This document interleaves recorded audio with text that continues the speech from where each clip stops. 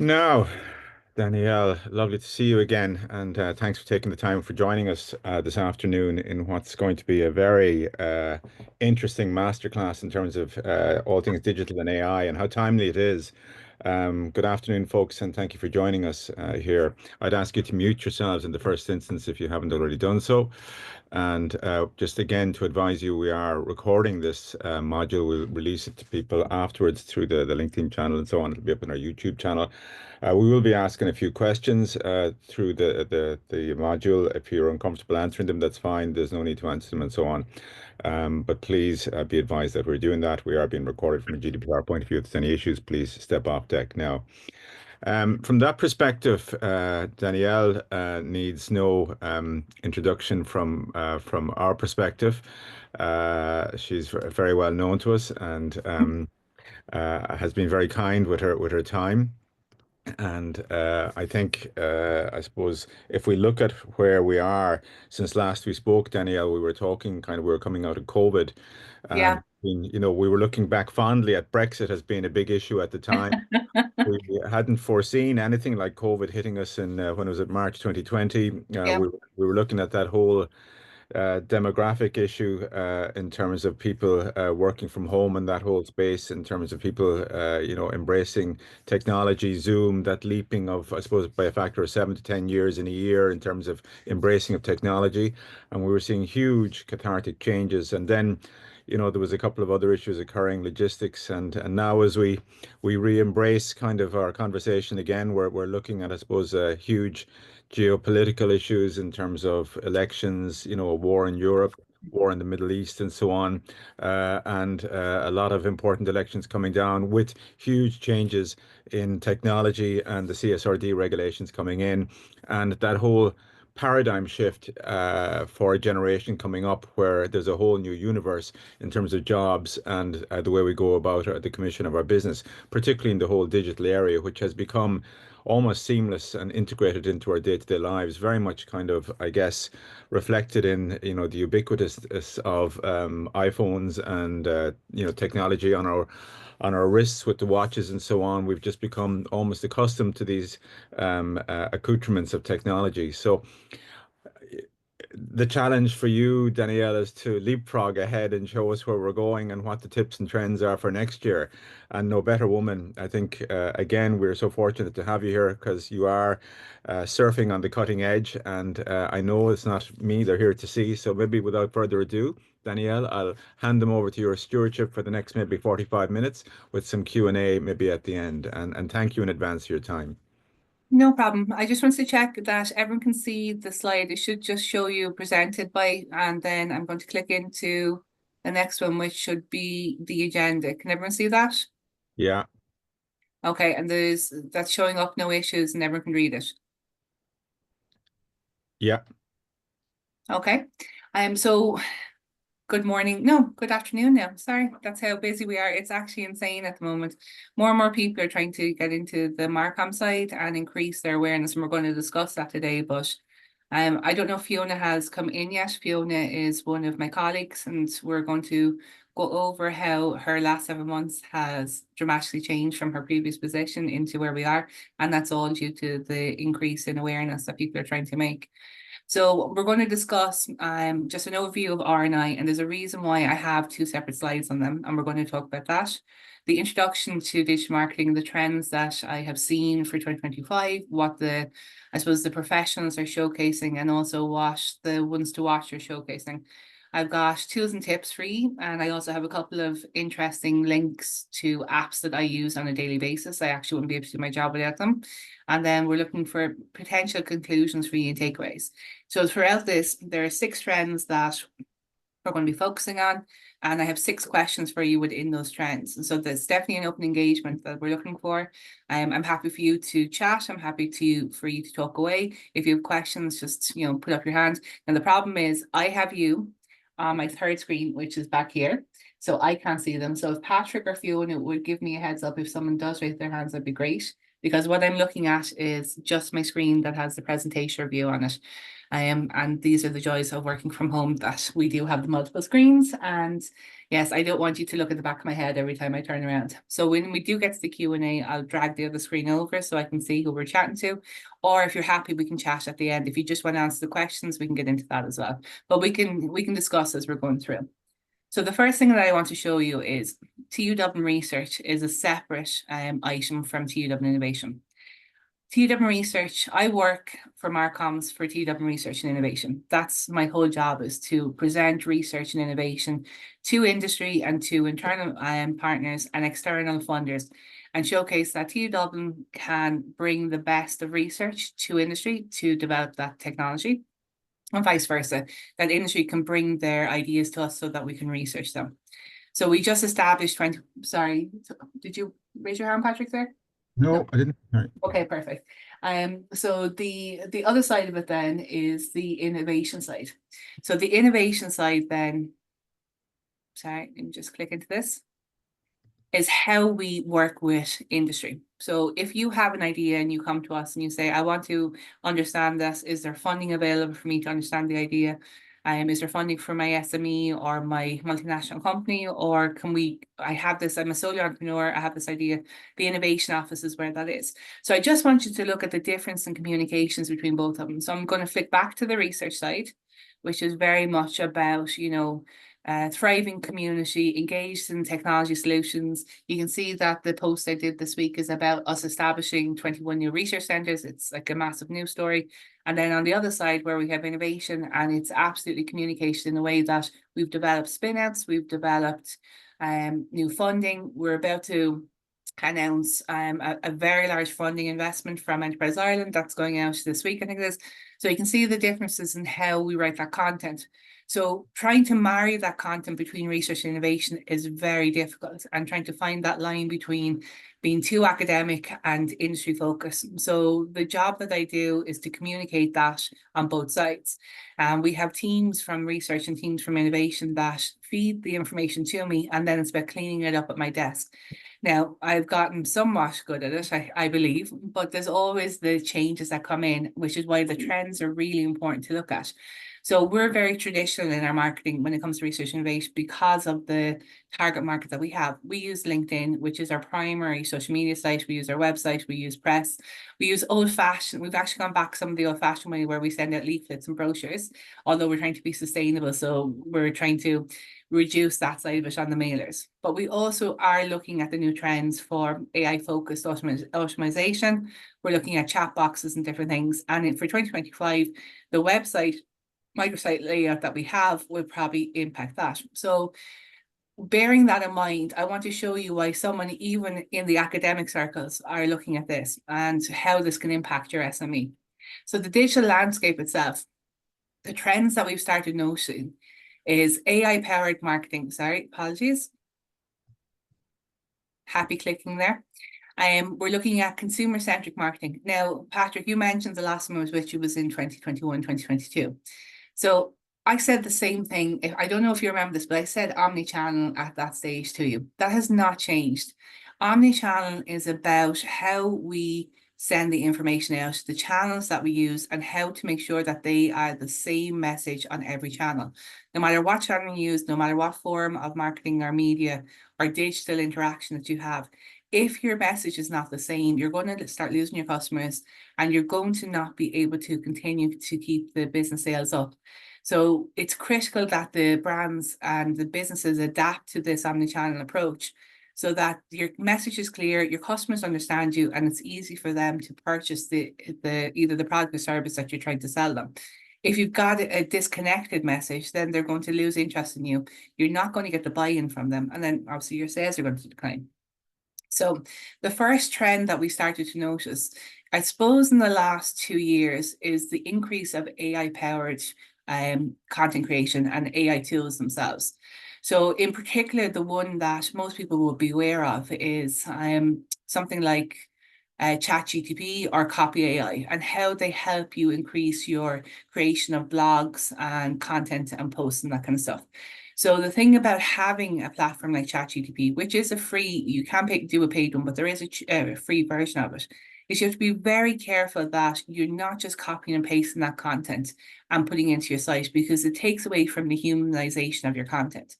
So while it's an amazing tool and absolutely helps businesses to get to the point where they want to say what it is, you need to provide the content to ChatGPT or Copy AI and then clean it at that point. They are just there to help you and support and to develop the ideas. But the other side of that is then, say you do have that content creation like ChatGPT, why not further that and bring in a chatbot for your actual website or for your social media? If you have chatbots that are developed by AI, powered by AI, and they're, I suppose, helping your business grow when you are not available 24/7, if your customers are not coming into you at the scheduled time, say you're a 9 to 5 business, but most people are sending messages in the evening times, they're sending it prior to going into work. For example, like Borgas and Sky, they're only open from 9 a.m., but their AI-powered chat box is available 24/7. They can then evolve to handle more complex queries. So at the point when it needs to go over to a sales assistant or maybe a customer engagement officer, by providing round-the-clock support, you can improve your customer satisfaction and get the answers that you're looking for. To help you with that, we look at predictive analytics. So predictive analytics means that we look at your customer's past behavior or your consumer behaviors. So it helps you develop personalized recommendations and optimize your campaigns. So something like HubSpot will be a really interesting one for a predictive lead for this. But how do we then filter that back into your content creation and to your chat box? So if you've looked at your predictive analytics and you see that, okay, well, most of our people are coming from X country or X location, they're interested in these 3 products, they're actually coming in through Facebook, and I'm just saying Facebook, it's probably TikTok or Instagram or one of the other platforms, and they are asking these similar questions in the similar way, then you can use your chat box and your content creation to filter your blogs, to write your pieces about that, to have an FAQ to answer those questions, but also to build up your customer service, which leads to happy customers. So here's your first question. What is the potential for you to use AI in your business? If you're not using it at the moment, is there somewhere where you would want to use it? Or do you think that AI is just not suitable for your business? So we popped it in the chat box. If anyone has any kind of thoughts, pop them in there. Perfect. And what I am going to do, Patrick, I am going to move on and we're going to come back and discuss these questions afterwards. But if you can leave the questions up for me, then people can answer in the chat if that's all right. Yeah, they're there. Lovely. That's perfect. Okay, so we'll move on to the next trend. And then when we come to the Q&A, we'll actually go through each of the questions, if that's okay with everyone. Okay. This is not clicking. Oh, here we go. Okay. So leading from that, when we discussed the AI automation, if you have that real-time data from your analytics, how do we then bring that into our marketing? Well, the next trend that we want to discuss is personalization. So what does that mean to you? With access to the real-time data, businesses can deliver, I suppose, hyper-personalized messages at the right time in the right place. And the best example of that, and I know that you should be all aware of that, are Netflix and Spotify. So they have the recommendations based on what you've viewed, what you've searched, what you've looked at, and people who are in the same demographics of you. Have you ever clicked into Netflix and seen, recommended for you, or we think you like, or is this something that you would be interested in? Well, they use that by developing experiences and content that resonate on a personal level to you. And then you start to think, oh, they really know me. I really like this brand. I need to purchase more of them. And they do that through the recommendations based on your user preferences. So they could have thousands and millions of users and subscribers, and they filter all that information into the engine, and then they spit out the information that they can get back. But they also have the other side of it where it's no longer kind of first party data that you're looking at. Cookies and tracking that you have for the different things, they go into the filter system, but now people are starting to look at first-party data. So the difference is that it's data that's collected directly from the customers. So if you ever fill in a website survey, or if you do an email sign up where there's a click box and they tailor that data, then that data is what actually builds the dynamic content into for marketing for send out. So say you fill in a survey and the survey says, do you like these 3 things? Then when that information comes into the business, then you can send them targeted marketing campaigns for that area. So you say, I like shoes in green and I like them to be flat. So you know that you have a pair of shoes that are green and flat. This customer is perfect for you. And there's also a handful of other customers who like green shoes, or they like flat shoes, or they like the sale info, because depending on what way you filter that, you can target those people. And having that personalization is going to help you increase your sales on it. And it also then builds into your dynamic content creation. So for example, your emails or websites that adapt to personalized and content, it actually helps you then do the sales, and it brings in dynamic changes to your website, to your social media, based on your users' behaviors or preferences. So, sorry, excuse me. A best example of that would be something like Amazon, who they use the search function and the personalization for product recommendations based on your browsing history and your purchase history. And this is all based on your first party data search and also for your real-time interactions. So here's your question. Do you track your real-time behavioral interaction data for your customers? And if so, what tools do you currently use? And if you're not, is it something that you plan to do in 2025? Okay, gone into the chat. Okay. So then the tip for that one is to leverage your CRM platforms to allow for deep personalization. So a good CRM is HubSpot. There are free versions of HubSpot. There's also a paid version, so depending on what you're doing. But there's loads and loads of CRM systems that you can use out there. And depending on what, if you have a website that you use, most of the social platforms have a free CRM that you can build into. I'm a fan of Forms. We use Forms because obviously we have Microsoft Office in the university. So I use Forms on everything. Whenever you fill in a click box for us, there's a form behind it. And same with Google. Google have forms themselves, so you can actually use that. So the next trend that we're going to talk to, and it's one of my favorite ones, is all about video marketing. Video marketing is, I actually can't say enough about it. I'm probably going to spend most of my time talking about video marketing and why it's so important. But if you take anything away from this presentation, please ensure that you're doing some version of interaction via viral videos or live chats or anything like that. And I'm going to explain why. Okay, so the biggest takeaway from the trends that we've seen, and it's gone increasingly insane, but 80% of internet traffic by 2025 will be video. And platforms like TikTok, Instagram Reels, YouTube Shorts, they're the ones that people are looking at because they like the short videos, the 30-second interactions, the 1-minute interactions. The attention span of your consumers is absolutely decreasing. There's too much noise out there, but making bite-sized videos is a massive and key format for engagement. TikTok itself has shown the rise of the power of entertaining concise content, and it's brands like, say, Ryanair, for example, invest heavily in these platforms.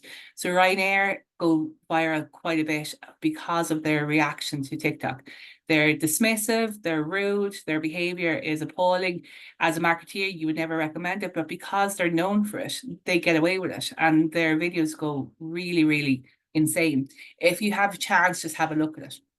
So the videos themselves, up to 80%. The importance of your presence on different platforms will drive most of your traffic. But it's not just you doing the videos. When people search on Google or on Bing or Yahoo or whatever it is they're using, most likely Google, the videos are the ones that actually feed the SEO, and same with your images. So by having up-to-date content, you're actually going to drive people through to your social media, through to your website, through to your sales, and it helps by adapting you into boosting your search engine optimization. So the next thing then after that is, if you are a fan of video, if you're not a fan of video, but you are a fan of talking directly to your customers. then live streaming might be the way to go. So live streaming also develops your videos for you. And it's a way to talk to the customers, engage with them. So depending on what type of brand you have and what type of business, Facebook Live or Instagram Live or even TikTok Live or YouTube Live. And we use YouTube for streaming. We actually have an awards show coming up in November, and we're going to stream the awards there so that people can interact with us at home. Real-time interaction allows brands to engage with their audience directly and instantaneously. And that's the important part. It's an instant engagement with your customers. And why is this important? Because you can get direct feedback. Now, you're obviously going to get trolls, and just don't take it on board. There's always going to be trolls no matter, and there's more and more trolls growing as we do more engagement. But you need to look at the genuine responses. You need to look at what people are saying, and then not be reactive, but be proactive about what your 2025's marketing is going to look like. And then the other side of it, then if you are doing live streams, and this is my favorite part, is shoppable videos. And it's probably how I get caught all the time. It's probably where all my money is gone. Have you ever seen a video where the link automatically posts to the brand, integrates into your e-commerce, and you can click and buy that straight away? Someone like TikTok or Instagram, you can actually click the link to purchase without even having to go to the website, but it's automatically built into your CRM or into your backend to your website. So here's your question. If you're using shoppable videos, do you use video marketing to go with it? Which platforms do you engage with? What impact have you seen, if any? Or if you're not using it, do you think something will happen to change for you for next year? So what I would say is the tip for video, one to take away is optimize your videos for mobile first. So that means instead of optimizing your videos for website or for platforms, make sure that the mobile first viewing is the one, because let's be honest, most of us view it on our mobiles these days. Okay. Now, this one is absolutely a contention of mine, and it's one that I suppose it gets people, there's definitely two sides to it. You either love influencer marketing or you hate influencer marketing. There's very few people who are on straddling the middle line, but there are benefits and I suppose takeaways from them. And the more and more influencer marketing that we do, the more you're seen as a legitimate brand. However, the influencer marketing side of it has definitely changed from how it used to be that you would pay for people because they have 20, 30, 40,000 people. So what we're doing at the moment for the influencer social marketing and the influencer social commerce is to engage with people who are genuine customers to build out your brand for you. But the problem is we need to be careful about what type of influencers we use. The ones that you actually want to look at are the influencers who are nano influencers, which are kind of 1K to 10K, and the micro influencers, which are 10K to 100K. The mega influencers with millions of followers aren't going to get your message across. They're not going to be the ones that are going to share that information.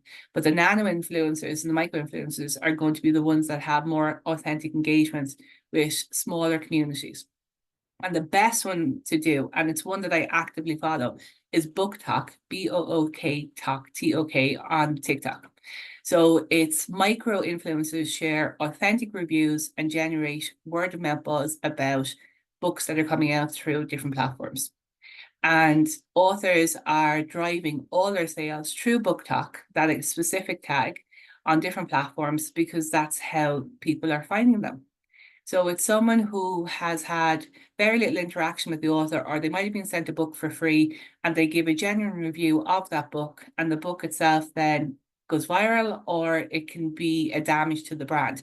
So you have to take it with a grain of salt, but you also need to look into the influences that you could potentially send your product or service to.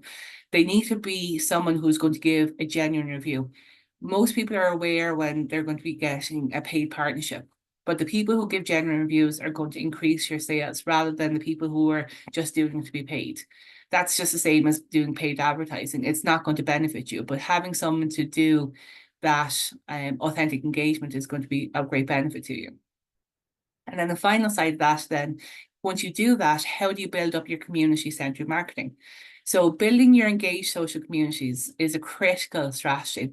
So customers want to feel connected to your brand or to your business, and like-minded individuals through other platforms like Facebook groups, Reddit communities, or brand-specific forums. So like Book Talk, there are Facebook groups that are relevant to the authors, and it's an opportunity for you to go into those authors groups, see when the new releases are coming out, and also engage with people who are like you, who like the author, like their books. And it gives them an opportunity to share other authors, other books. And that engagement is of great benefit to the other authors who are connected, because it's sales for both sides. So one of my favorite ones that do it, and I'm a fan of it. I've actually joined.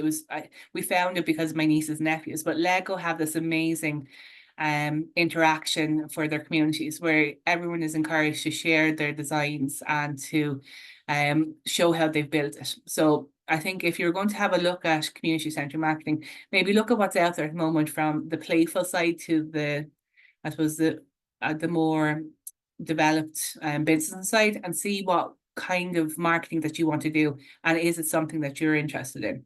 So here's your question. Do you believe in building long-term relationships with influencers who values alive with your brand rather than focusing solely on follower accounts? Or do you prefer the organic customer interactions? Or do you prefer none of that and have started looking at something different for your brand, for strategy for next year?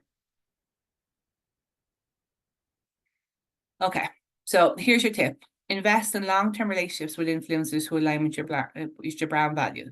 Do you have a customer that is someone who talks you up the whole way through? They're not an influencer, but they are someone who you could potentially build an engaged relationship with. They could become a brand ambassador. Think about that. Think about, have you got repeat customers that you know very well, or maybe they just talk to you on social media or website? They could potentially be your influencers. Okay, so the next one then we're looking at is voice search and optimization. So what does that mean? Okay, so 50% of your searches are going to be voice-based in 2025. Have you ever used your phone to search something and it automatically searches Google for you, or it looks into the different platform you're using, or smart speaker, you might have Amazon Alexa or Google Assistant at home. Have you ever used that to search for something? Well, how do we build that out in the background? Using natural language and long-tail keywords, sorry, apologies, are the way to do it. So what is a long tail keyword and what is natural language? I'm speaking to you right now. This is natural language to me. We're discussing content. We're having an open conversation. However, if you were to put in an SEO, I would probably say marketing, comma, digital marketing, comma, artificial intelligence, comma, AI, comma, search optimization, comma, and so on and so forth. That is not natural language. That is a language that I've developed specifically for computers to search for those keywords, or for the user when they are searching for something for my business, they find it. So how do we encourage businesses to adopt the SEO strategies that way? Well, it's the content that you've developed. It's the blogs that you put up. It's the content you have in your About Us. It's about the product services. So you need to make sure that the language that you're using on your social media and your websites reflect what people are searching for.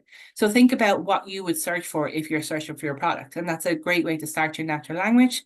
You can then feed that into your AI, into ChatGPT, and help you build out that blog post or the social content developed around it.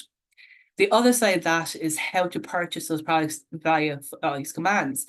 So do you have voice shopping allowed for enabled on your website or your social platforms? That if I say buy product X, can I buy that product? Is that an actual product system that you have built in the background? How do you do that? Is there a way for you to complete the transactions by doing that search? Is that something that your customers have to set up themselves, or is there an easier way for you to do it? So start looking at the technology you're using. Is this going to be a way for you to sell the products online, or are your products only ever going to be available in store? Is it something that you want to potentially look at for 2025? And then the last side of it is your conversational AI.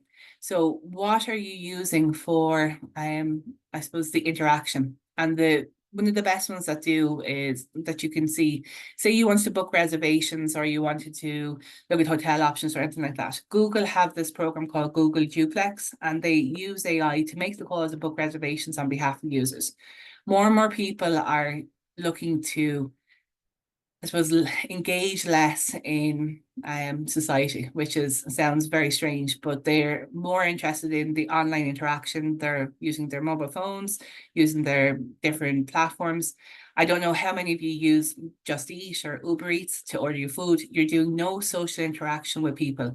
There's no human interaction at that site, but everything is ordered for your delivery, or you've booked your different facilities or whatever it is. And more chatbots and voice assistants are becoming intelligent to offer human-like experiences. So this evolution will allow your brand or your business to engage in deeper conversations with your customers without, I suppose, impacting the technology side of it. So if you do have a plan for optimizing your content, here's your question. Are you going to use voice search on it? Do you have a plan for that voice search? And if so, what is it? And then in your tip, just make sure that your SEO is using natural language to optimize your content, so that when I or your customer go in and ask Alexa or ask Google to find said product or said service, or I'm saying I'm interested in finding my green shoe, can you find me a company that sells them? Making sure that your content reflects that will drive me to you to purchase. So the final one, and this is another one that we definitely have a question about, sustainability and purpose-driven marketing. Now, we have this in TU Dublin. One of our key components is about sustainability. We have a whole department for sustainability and a whole vice president of sustainability. But how do we reflect this in our marketing? And how could you reflect it in your marketing? There are different ways to do it. There's a couple of different, I suppose, components to sustainability. One is green marketing, one is ethical advertising, and one is brand activism. So the ones that we're going to talk about today are those three. There are others, but they're kind of the three main ones that that customers look for, particularly when it comes to consumers preferring brands to adopt sustainable practices. So companies that lead with eco-friendly initiatives are more likely to win over these types of customers. So one of my favorite ones that's out there, and I don't know if it's very well known here, but I think it's an American brand, Patagonia. It's well known for its commitment to sustainability. So every time that they do a post, they encourage the customers to buy used products through its Worn Wear program. Amazon do the same when they are looking at recycled and repurposed items for technology. And they're very, I suppose, in front and transparent about how the green marketing is done. And it actively encouraged you to reduce waste, but also reduce costs, making the customer actually, happier at the end of it. But you also have the other side of it, like ethical advertising. So one of my favorite ones from that is Ben Jerry's.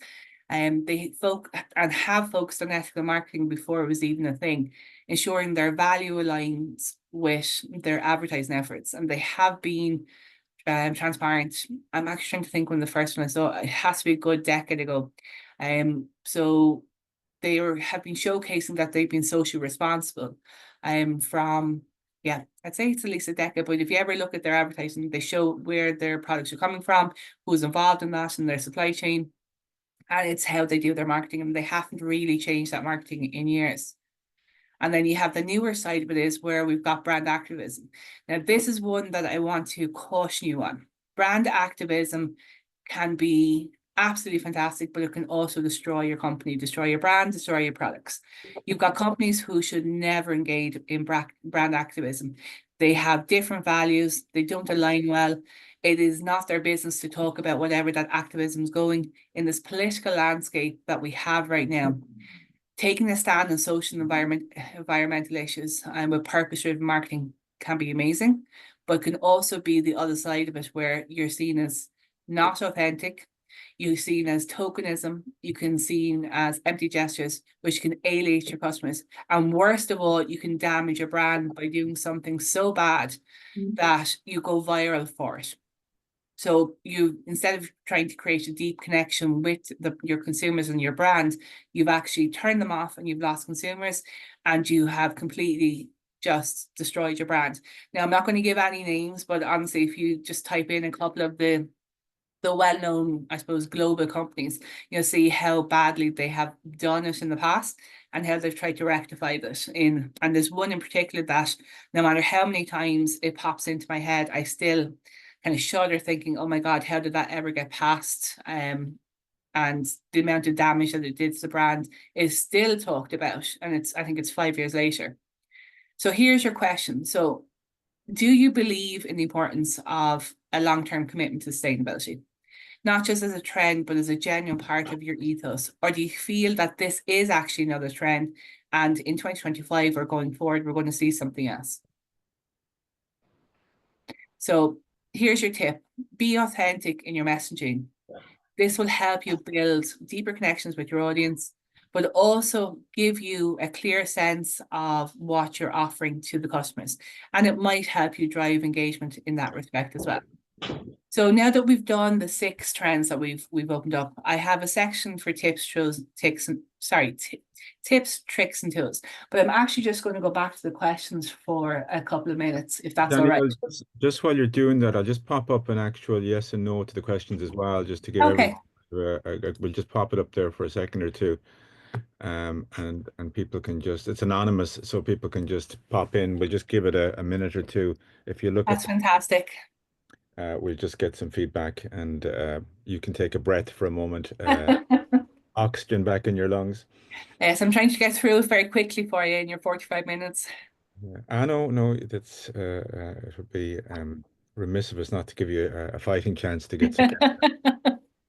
Okay, But I'm just looking at your chat there. So Ailish is saying that she can see it. That's perfect. Okay, so massive potential for AI, speed of content creation that can be modified. Do you track creative behavior? Yeah, so speed of content creation that can be modified, Eilish, you're absolutely right. I'm a huge fan of, if I'm under pressure and I have a blog post written, or I have like a press release that has to go out that has a time impact, I'll put that blog post in, or I'll put that press release that I've written in and have it cleaned at the desk. So sometimes it works.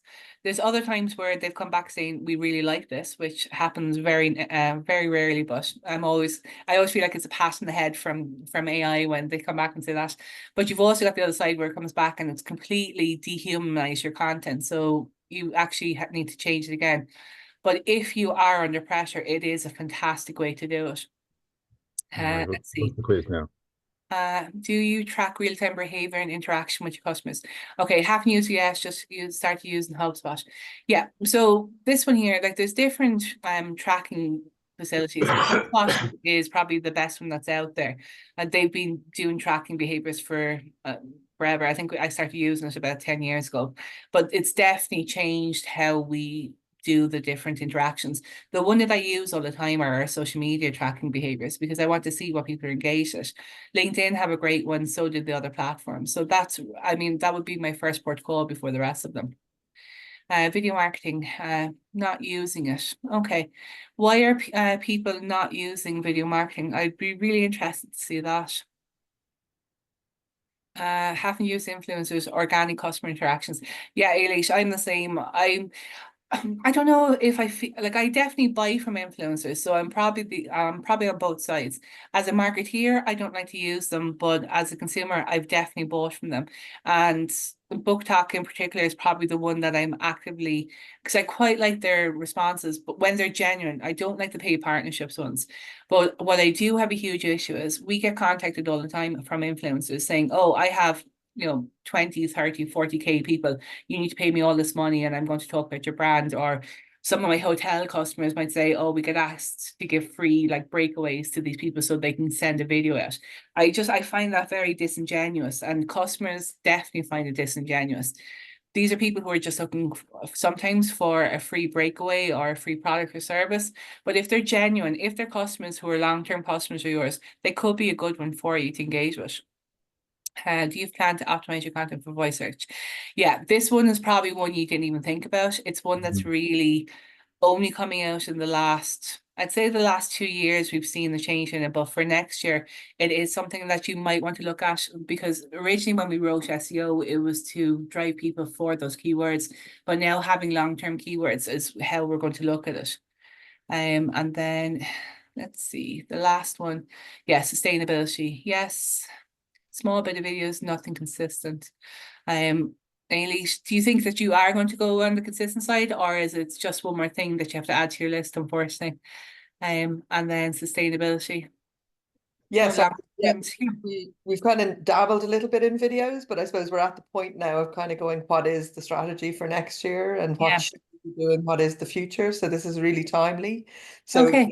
sites that we would have had, so we're professional services and training, etc., to corporate businesses. So it's really, how can we use these kind of platforms in that, with that type of audience, and get at the audience that we want. Yes. You know, so it's that kind of balance. So as I said, we've kind of done some videos and stuff, but it's now, maybe having listened to you today, then it's really about kind of getting further. That it's definitely the way forward for sure. Okay. That's nice. So, I definitely, Daniel, like, there's definitely platforms out there that you could look at for that side of it. But I mean, the big ones like YouTube is free, Yeah. TikTok is free, Facebook and Instagram are free, and the other platforms, everyone has a version of it. And honestly, a backlight for a tenner from Amazon and your phone, you're flying. Yeah, absolutely. Yeah. Yeah. Well, it Sorry. might be me, just you in know what I terms of mean? the It might get one of question, the others to do it. Yes, I'm always not a fan of that. Yes. Yeah. hey, so Danielle, just in terms of the questions there, the poll is up, and just calling them out. Is there a potential advantage in using AI in your business? That's 100%. Absolutely, everyone agrees with Okay. that. Do you track real-time behavioral and interactions data for for your customers? 20% yes, 80% no. So I think people are kind of just coming to the trough there on that one. Do you use video marketing? Which platforms do you engage with? What impact have you seen, if any? Well, 20% is yes, a very kind of a small demographic there, and the majority is no. I suspect from the tone that people will start to look at that arising from your pointers to us. And do you believe in building long-term relationships with influencers whose values align with your brand rather than focusing solely on follower counts, or do you prefer organic customer interactions? That's funny enough, 50-50. So, Yeah. and that's probably in alignment with the general kind of consensus out there. People do see through it, but it does shine a light, I suppose, in terms of what what the offer might be. So people recognize there's a bit of both in that, but literally 50-50. Do you have a plan to optimize your content for voice search? 100% no. I was stunned myself when you said that's going to be the big one for next year. I hadn't Yeah. entered my consciousness.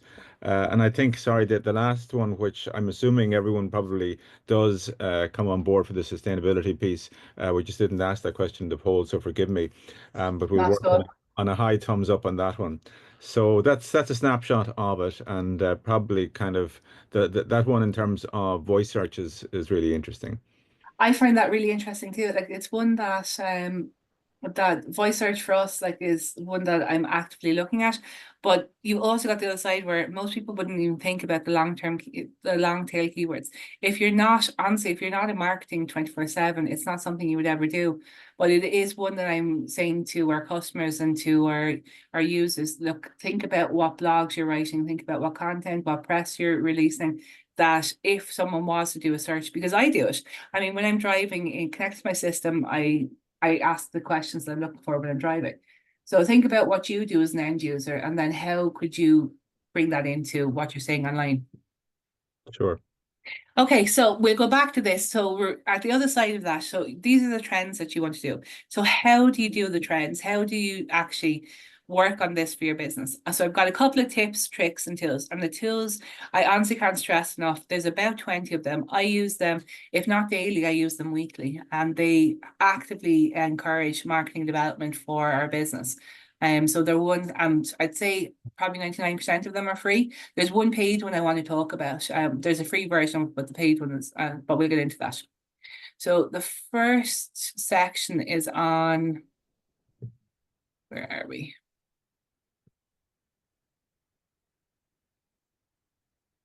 Yeah, there we go. Okay.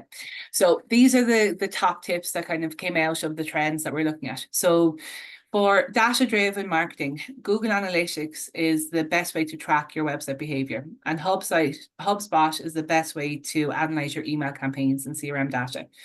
They're the ones that you want to invest in. They are free. There are paid versions as well, but you can use the free ones. And then if it's getting to the stage where you just have thousands upon thousands, then it might be time to start looking at the analytics and HubSpot paid side of it. For A/B testing, the best way to develop the content, to test your website or to test your interactions is MailChimp. And MailChimp offer for every email subject line, for every content, and for every delivery time, they will actually help you optimize those campaigns for the specific times. If you subsection MailChimp for your newsletters, and this, by the way, this is available in all the newsletter options like Constant Contact and Optimizely and the rest of them. I just happen to like MailChimp. Then they will help you target your international customers, your local customers, your customers by subsection for the products or services, and they will actually give you that feedback in real time as well. So then the other side of it is the mobile first approach.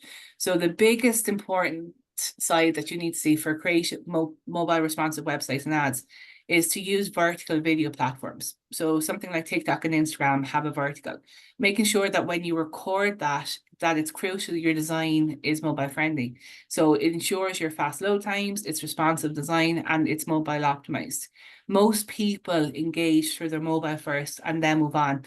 And that's the same with their tablets, and it's the same with their pads. And then they move to laptop or desktop. And then the final side of it is your storytelling. Sorry, apologies, I didn't mean to scroll down. The next side of it then is your storytelling or your customer journey mapping. So I don't know if you've ever heard of business model innovation or customer journey mapping.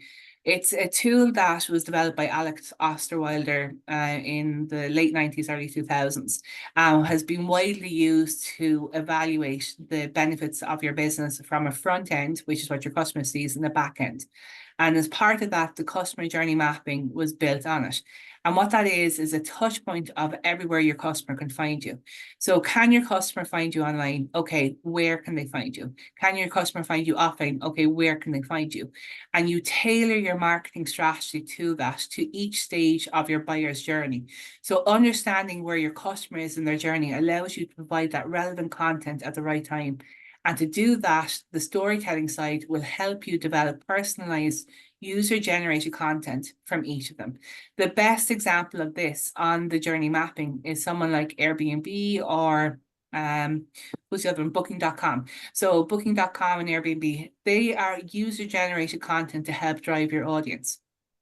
They help drive awareness of the products, the services, the offerings, and it's not just the staycations that you're looking at. They tie into flights, they tie into travel for cars, for trains, for buses, they tie into the offering for the localities, and that's a whole sense of community that is located in one place. Having those relationships with the other partners helps you develop that, and it also then increases your customer journey along the touch points, increasing the availability for purchase. The other side of that then, when we go into the trick side, which is what kind of automation or campaigns or platforms should you be looking at to do these things? So there's one that I'm a fan of, which is Marketo. So it's marketing automation. It includes personalized emails for campaigns and lead scoring and it leverages that automation. Sorry. Oh, my content is gone. It leverages I can't pronounce that word. Automation. I apologize. I don't know what's wrong with me.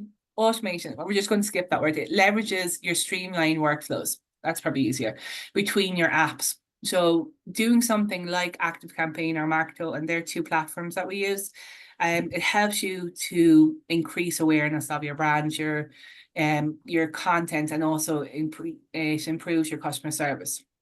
So if you wanted to then retarget users who didn't convert the first time, but potentially based on their past behavior on your website, Google Ads or Facebook pixels can actually go back to the previous purchases that haven't gone into and they're potential new buyers for you, because now might be a timely option for them to purchase, whereas before it may not have been.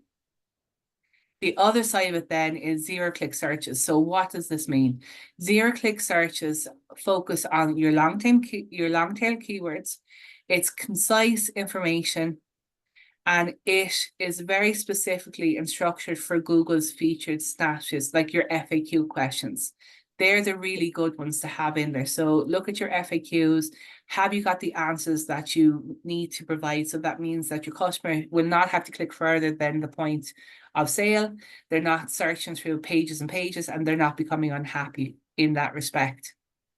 And then the next one is email lists. I'm a huge fan of email lists. I use MailChimp all the time, and we do targeted campaigns internally and externally. And having a strong email marketing, it still, and to this day, delivers the highest ROI on your digital channels. You can build that form anywhere. You can have it embedded on your social media. You can have it embedded on your website. You can have it as a QR code on your printed leaflets or brochures. Just make sure you're gathering those emails because you want to target those customers. And then use your generated campaigns. So someone like, who's a good one? Yeah, Starbucks. Starbucks are probably one of the best ones that's out there at the moment. They run user-generated content. So that's customers developing their own campaigns, and encourages their customers to share their experiences using their specific hashtag. It helps increase credibility and also reach of new customers, but it also gives back to their customers. The more that their customers develop it, the more free things they get from Starbucks. And it's not a paid partnership insofar as that they're being paid for their time. It's just like a reward system.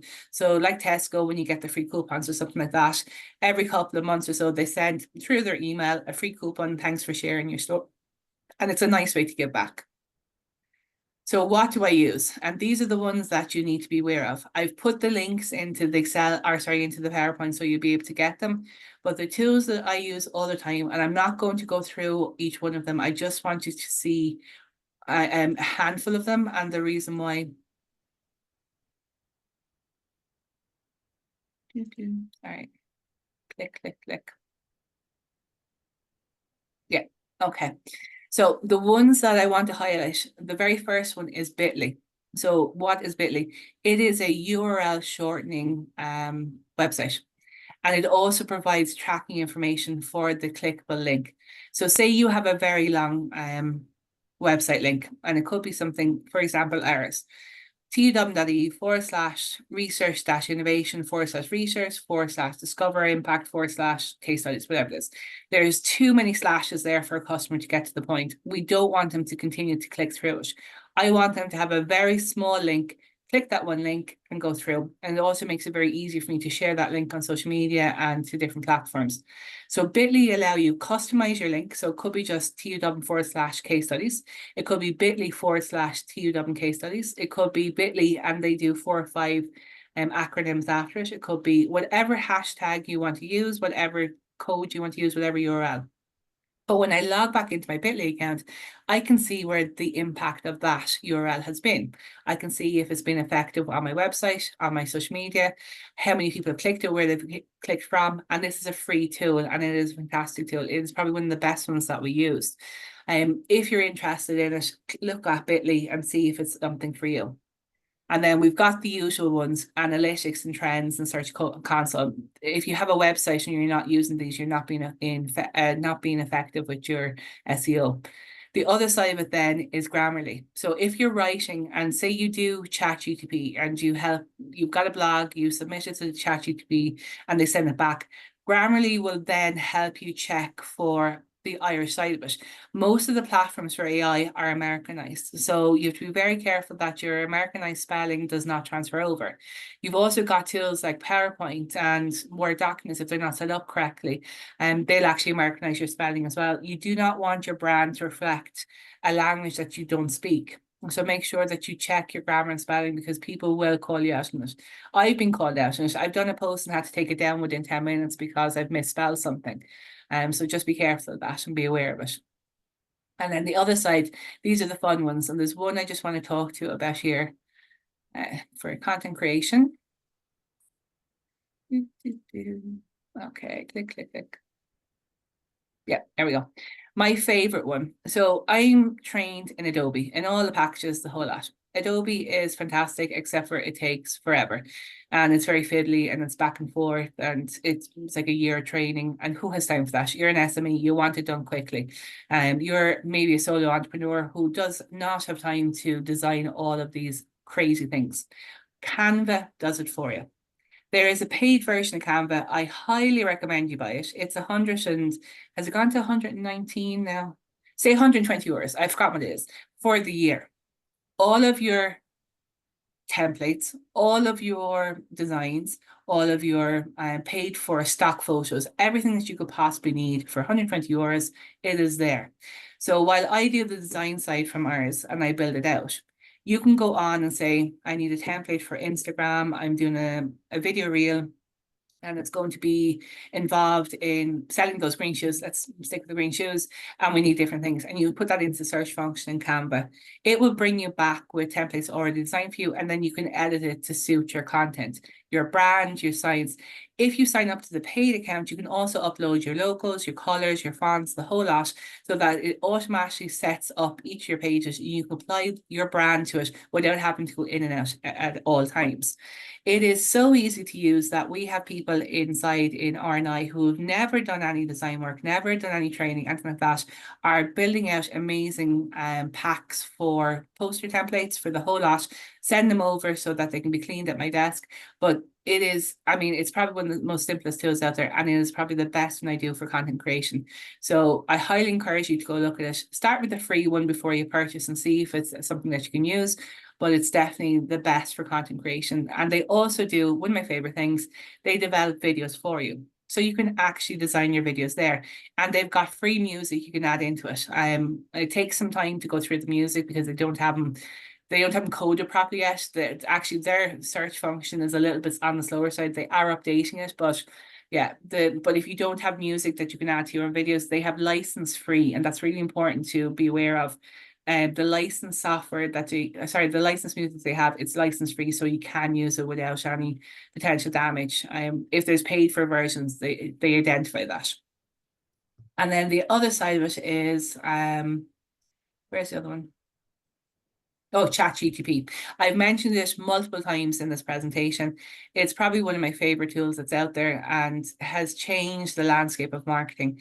But I am very conscious that by using it, it takes away your voice. So I always go the other side. I know people put in suggest topics for, and you can do that. I like to write the content and then submit it and have them clean it at their side, and then make sure that it's still humanized. So just be aware that while it's fantastic, it can dehumanize your voice. So if your brand is all about the human interaction and being authentic, this is a good way to help you develop those ideas, but I wouldn't be using it all the time. Just make sure that you don't lose your tone. And then what I've done is I've given you a couple of links for each one of these. Okay, so there's all the links. This PowerPoint will be available for you, so you can click these links. I'll do it in an Adobe layout, so you can click the links. They are all the ones that I'm talking about. They're the ones they use, if not daily, weekly. And they're the ones that are, bar Canva, are free. I use them for free. Okay, so where do we see this going then? So the future trends. So the one that I do see coming up is AR, VR. It started last year or the year before. It hasn't really been engaged with outside of maybe gamified product interactions. So the likes of Sony PlayStation, that kind of stuff. But what we have seen it is someone like, who's a good one? Like retail. So say you're selling a house, doing the walkthrough where you can see the AR, VR side of the house, they have increased their sales and it's been really interesting. But I think more and more businesses are going to start looking at it, particularly with Google lenses coming and Snapchat lenses. So people are snapping the products at their location and then doing a search for it. So they can purchase then and there. The more and more people that do this, the more it will increase the awareness of your product or brand. I've seen people when they're out walking take a picture of someone wearing a bag or someone wearing a jacket to try and find that. And Google is definitely encouraging the side of it by having lenses in place. I find it very strange that someone's taking a picture of someone walking, but for the product purchase side, it's interesting. I don't know how dangerous this is. They haven't really looked into it. I'm not going to actively encourage it, but it is a trend. That's something that you need to be aware of. Then the other side of it is the 5G side of it. So 5G is the one that we're going to see next year. It basically is just going to increase the faster internet speeds. So with its widespread implementation, the immersive experience is definitely going to increase, and that's going to be your AR, VR gaming side of it. So it's probably going to transform how your technology, how you engage with your audience. And then finally, in conclusion, you'll be happy to hear. So how do we stay up to date with all of these absolutely insane stuff? So it's no longer optional, but it's not essential in this competitive marketplace. So look at being an early adopter for some of the technologies that are coming out, rather than someone who's being reactive to the market. Staying on top of the trends is essential. But to keep up to date with those, I'd probably put a Google alert on for some of the trends in your industry. Google Alert is a free email that comes in either daily, weekly, monthly. You can set it to that, and you can look at the buzzwords that are fundamentally, I suppose, important to your business. And then it can keep you up to date in that respect. But also, I would follow your competitors' brands' pages. You can follow them and see what they're doing and see how you can do it better. The next side of it is to stay true to your brand values. So while it's important to adopt the new technologies, if you do not stay true and authentic to your core values, you're going to lose your audience. You're actually going to lose your consumers. So make sure that the technologies that you're using are fantastic, but they are going to be successful in helping you develop and improve through your engagement with your customers. So to stay competitive and beyond, make sure that your social platforms and your digital advertising constantly evolved. So what's going to work for you this year and last year may not work for you next year. So TikTok's rapid rise popularity is a fantastic example of how brands had to quickly adapt to it. And this all came from, obviously, COVID. I don't think TikTok would have been as successful if we weren't stuck in our houses. However, now that it has been this successful, brands have actively tried to engage with it and catch up to date with it. But the new platforms coming out from TikTok will see more and more of the video interactions and the live streaming. And on that note, I just want to make sure that you're aware that any brands that succeed will be those who stay informed, who remain authentic, to encourage their customers to learn and adapt, to ensure that your strategies are innovative, but above all, be true to your brand and business identity. So thank you very much. And I just wanted to see if you have any questions. Danielle, that was a tour de force. I mean, follow that. Just an extraordinary gallop through the landscape of digital and AI. Just a question. I was wondering, you didn't kind of, and maybe it's kind of a one step removed, but wearable technology and that whole space as well. Do you have any thoughts in terms of where that's going? I mean, we've become accustomed to the watches, and I see the glasses coming in now, but I'm also seeing clothing with AI in it, in terms of wellness and so on. Any thoughts in terms of that from a marketing point of view? Yeah, it's very strange. Like, sorry, am I still sharing? Apologies. No, you're fine. No, okay. Yeah, the wearable technology that you're going to see, there's downsides and there's benefits to it. There's a danger in place when you have that kind of trackable technology on you for, and particularly, like, I've seen some of the kids have started wearing it, but to be in a position where they could potentially be interacting with items that they shouldn't be interacting with, locations. So brands need to be careful how they target the age groups that they have on the different technologies. But you also have the other side where most people will have like an Apple Watch, or they'll have a smartwatch or something like that. So to get those alerts, there's one of my favorite things happens, one of the businesses in town in Waterford, that's where I'm based.